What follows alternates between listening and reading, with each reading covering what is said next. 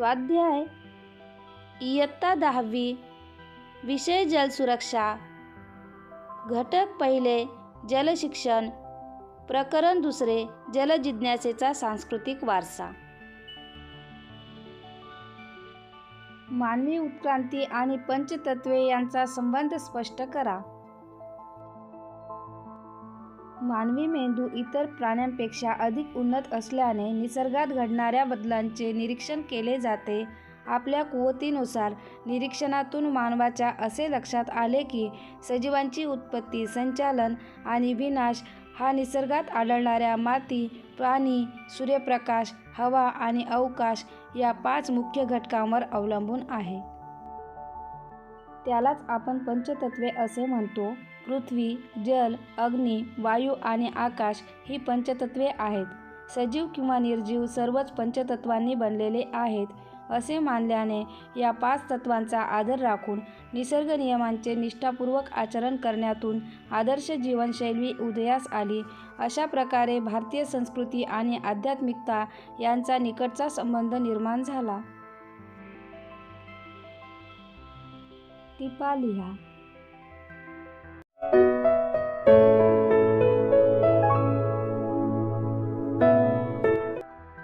वराहमिहिर.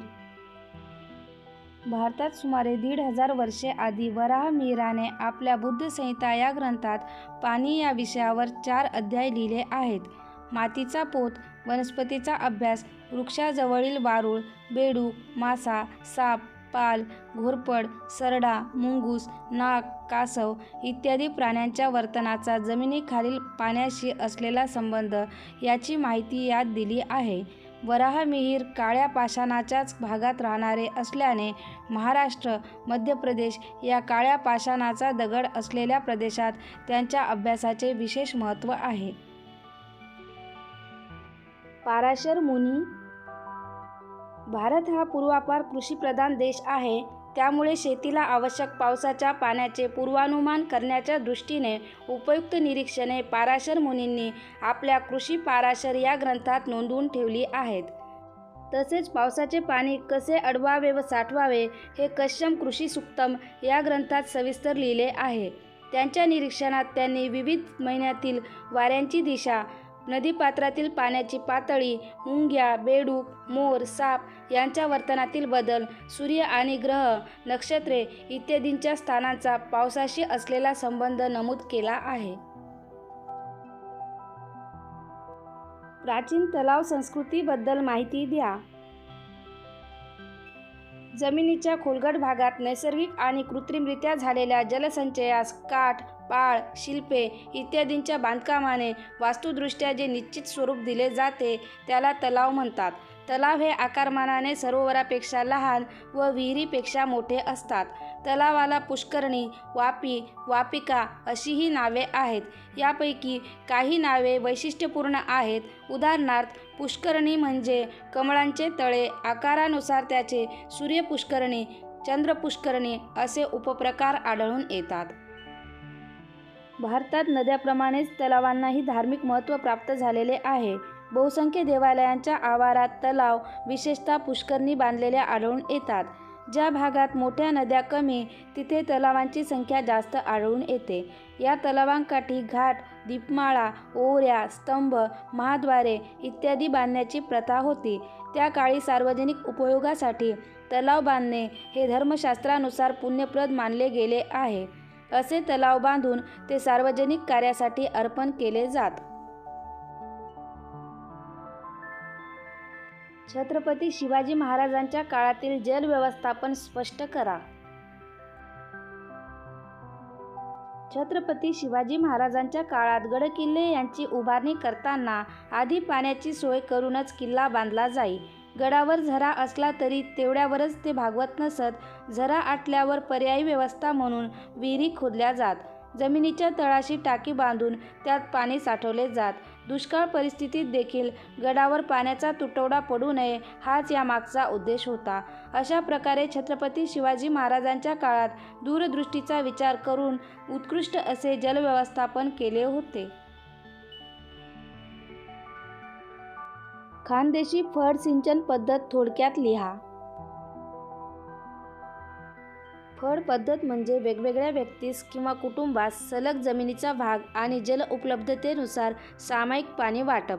पांझरा, गिरणा, कान, जामखेली, बुराई, आरम इत्यादी नद्यांवर खानदेशी फळ सिंचन पद्धत आढळून येते. नदीचे पाणी आधी एक बंगडी वळण बंधारा बांधून कालवा, पाट, चारीतून शेताकडे वळवायचे. पाणी फडातून फिरवल्यावर जास्तीचे शिल्लक पाणी पुन्हा नदीत परत सोडायचे. प्रत्येक फडातील पीक ठरलेले असत.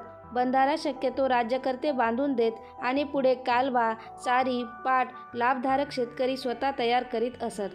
गाळ काढणे, उतार दुरुस्ती श्रमदानातून केली जाई. पहारेकरी, पाटकरी गावातीलच असत. त्याला सर्व भागधारकांकडून समप्रमाणात शेतातील ठराविक हिस्सा उत्पन्न म्हणून दिले जाई. भ्रष्टाचार, अनधिकृतपणे पाणी सोडणे असे प्रकार शक्यतो होत नसत. मालगुजारी तलाव व पुष्करणी याबद्दल माहिती लिहा. मालगुजारी तलाव विदर्भातील चंद्रपूर, गडचिरोली, भंडारा, नागपूर जिल्ह्यात आढळणारे मालगुजारी तलाव गौड राजाच्या कारकिर्दीत कोळी जमातीच्या लोकांनी स्वतःचा पैसा व श्रम वापरून निर्माण केले आहेत. गावाच्या चारही बाजूस तलाव असत. ते एकमेकांना कालव्यांनी जोडलेले असत. अतिवृष्टी झाल्यास संकटसमयी जास्तीचे पाणी सोडून देण्यासाठी वाटा तयार करून दिल्या होत्या. यामध्ये मुख्यतः मातीत बांधलेल्या बंधाऱ्यास दगडाचे अस्तरीकरण केलेले असे. काही ठिकाणी पूर्वतः लाकडी बंधारे तसेच पिंचिंगकरिता लाकूड वापरले जाई. पाणी पातळी वाढून ते गावात शिरणार नाही याची काळजी घेतली जाई. डागडुजी, संरक्षण, पाणी वाटपाकरिता लाभधारकांची संमती असे. काढलेला गाळ शेतात टाकला जाई. पाणी पुरवठा म्हणून राजाला कर दिला जाई. त्याच्या वसुलीचे काम ज्या व्यक्तीवर सोपविले जाई त्यास मालगुजार म्हटले जात असे. पुष्करणी तलाव मंदिर बांधताना जमीन खोदून जो दगड मिळाला तोच नीट टासून पुष्करणींचे बांधकाम करावे अशी पद्धत होती. गावाला पाणी पिण्याकरिता, मंदिराच्या मालकीच्या शेतीकरिता, देवरायांकरिता पाणी वापरासाठी पुष्करणी होत्या. मंदिर परिसर व छतावरील पाणी संकलित करून तलावाकडे वळविण्याची पद्धत होती. नाशिक, औरंगाबाद, मराठवाड्यात सर्वत्र मंदिराच्या जवळ असे पुष्करणी तलाव आढळतात. पाणी आणि संस्कृती यांचा संबंध स्पष्ट करा. पाणी हे पंचतत्वांपैकी एक असल्याने मानवी जीवनाप्रमाणेच भारतीय संस्कृतीतही पाण्याचे अनन्यसाधारण महत्त्व आहे. प्राचीन काळी पाण्याची सुबत्ता होती. ऋग्वेद, यजुर्वेद आणि अथर्ववेदात नदीचे पाणी अडविण्यासाठी बंधारे बांधणे, दूरच्या भागात पाणी पोहोचवण्यासाठी पाट कालवे काढणे, तसेच जमिनीतील पाणी वापरण्यासाठी विहीर आड यांची निर्मिती अशी सोय केल्याची नोंद आहे. परंतु वाढत्या मानवी हस्तक्षेपामुळे उपलब्ध जलसाठ्यांवर विपरीत परिणाम होऊन आज पाणी टंचाईचे संकट उभे राहिले आहे. सरस्वती नदीकाठी जी प्राचीन संस्कृती बहरली त्याची अनेक वर्णने ऋग्वेद या वेदामधील आद्य ग्रंथात विविध ठिकाणी आढळतात. रामायण आणि महाभारत या काळातही सरस्वती नदीच्या अस्तित्वाचे पुरावे आहेत. आजही सरस्वती नदीच्या अस्तित्वाचे भूशास्त्रीय पुरावे सापडत आहेत. परंतु निसर्गाच्या प्रकोपाने ही प्राचीन नदी लुप्त होऊन गेली असे म्हटले जाते. म्हणजेच नदी जशी संस्कृती निर्माण करू शकते तशीच ती संस्कृती नष्ट देखील करू शकते.